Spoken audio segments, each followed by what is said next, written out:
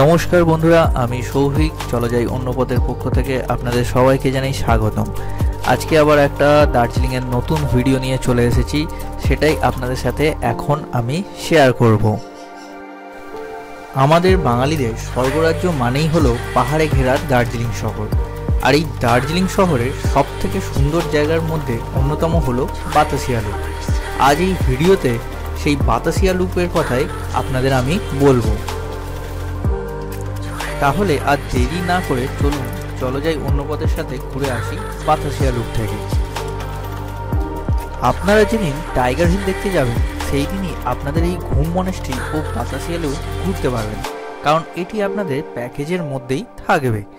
আপনারা আগের ভিডিওতে ঘুম মনেস্ট্রি ঘুরেছেন, এবার চলুন বাতাসিয়া লুপ ঘুরে আসি। আর যারা আগের ভিডিওটা মিস করে গিয়েছেন তাদের জন্য ভিডিওর লিঙ্কটি আমার ডেসক্রিপশন বক্সে দেওয়াই রইল।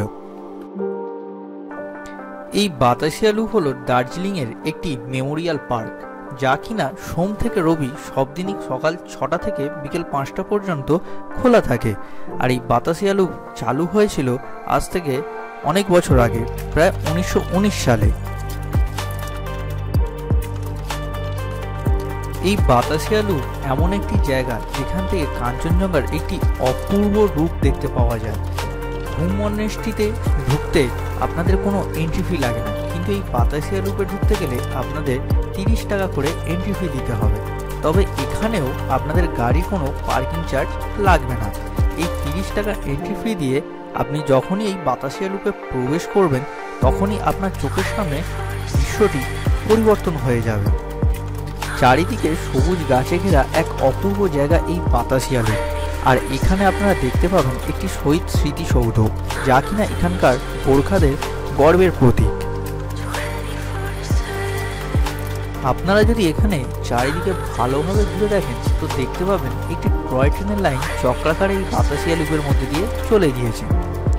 শিলিগুড়ি থেকে যে টয় ট্রেনটি দার্জিলিং এবং দার্জিলিং থেকে যে টয় ট্রেনটি ঘুম পর্যন্ত যায়, সেই টয় ট্রেনগুলি এই বাতাসিয়া লুপের মধ্যে দিয়ে চক্রাকারে ঘুরে যায়।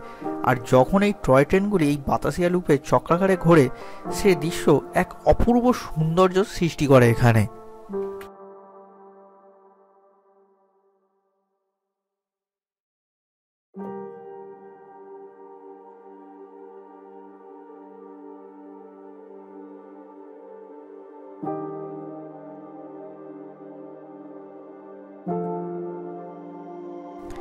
রাজেশ খান্নার আরাধনা ছবিতে এই দার্জিলিং শহরকে খুব সুন্দরভাবে ফুটিয়ে তোলা হয়েছে। তবে তখনকার দার্জিলিং আর এখনকার দার্জিলিংয়ের সাথে কোনো মিলই খুঁজে পাবেন না আপনারা, কারণ এখন অনেক পরিবর্তন হয়ে গিয়েছে এই দার্জিলিং শহর। তবে এই আরাধনা সিনেমায় বাতাসিয়া লুপের যে সৌন্দর্য তুলে ধরা হয়েছিল তা সত্যি এক অপূর্ব দৃশ্য এবং মনের আঙিনায় তার দাগ কেটে যাওয়ার মতন ছিল।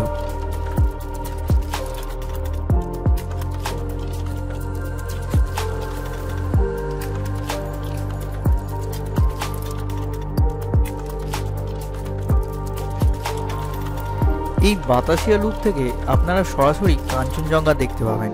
এছাড়া এখানে বাইনাকুলারেরও ব্যবস্থা আছে, যার সাহায্যে আপনারা মাত্র 50 টাকার বিনিময়ে কাঞ্চনজঙ্ঘার একেবারে কাছের দৃশ্য দেখতে পাবেন।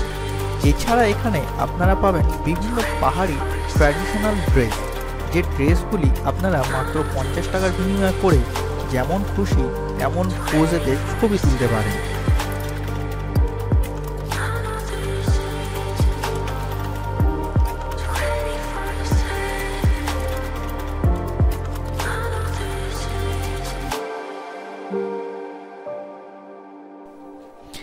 এছাড়া এখানে খুব সুন্দর সুন্দর স্ন্যাপও ওঠে এই বাতাসিয়া লুপে। আপনারা আরও দেখতে পাবেন এখানে এই বাতাসিয়া লুপে এবং দার্জিলিং শহরে কি কি সিনেমার শুটিং হয়েছে তার একটি বিবরণ এই বাতাসিয়া লুপে আছে। এবার আসি আপনারা এই বাতাসিয়া লুপে আসবেন কিভাবে। আগেই বলেছি যে এই বাতাসিয়া লুপটি একটি প্যাকেজের মধ্যে থাকে, তাই এই প্যাকেজ যদি আপনি ভাগ করেন তাহলে মাথা পিছু আপনার 800 টাকার মতন পড়তে পারে। তবে এই ভাড়াটা কিন্তু পরিবর্তনশীল। এই প্যাকেজে থাকবে আপনাদের দার্জিলিংয়ের টাইগার হিল, বাতাসিয়া লুপ এবং ঘুম মনেস্ট্রি, ডালি মনেস্ট্রি। এই যে প্যাকেজটা আপনারা দেখতে পাচ্ছেন, এটা আগেই আপনারা আপনাদের ট্যুর অ্যান্ড ট্রাভেলসের সাথে যোগাযোগ করে ভালো করে জিজ্ঞাসা করে নেবেন। আর বারবারই আপনাদের বলছি যে ভাড়া কিন্তু পরিবর্তনশীল।